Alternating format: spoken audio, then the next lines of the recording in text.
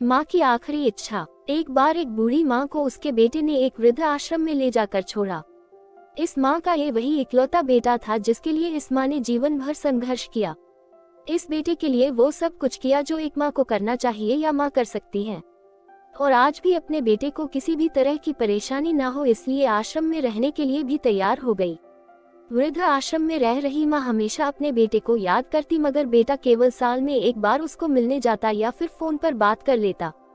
कई साल बीत गए। वृद्ध आश्रम से बेटे को एक दिन फोन आया। उन्होंने कहा, बेटा जल्दी से आश्रम आके अपनी माँ से मिल लो, वो बहुत सीरियस है।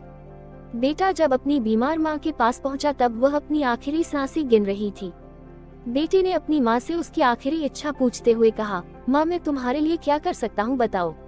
माँ ने कहा, बेटा इस आश्रम में गर्मी और मच्छर बहुत ज्यादा है, यहाँ पर कुछ पंखे लगवा देना।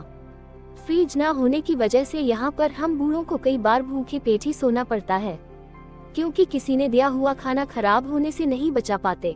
तो इस आश्रम के लिए 1-2 फ्रिज भी खरीद कर दे देना।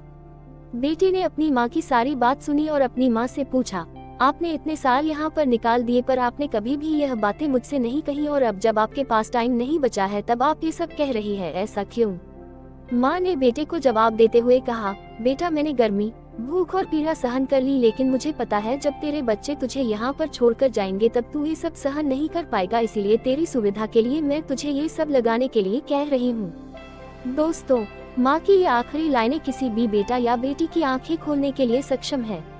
इतिहास हमेशा अपने आप को दोहराता है। अगर आप चाहते हैं कि आपके साथ अच्छा व्यवहार हो तो आपको भी दूसरों के साथ वैसा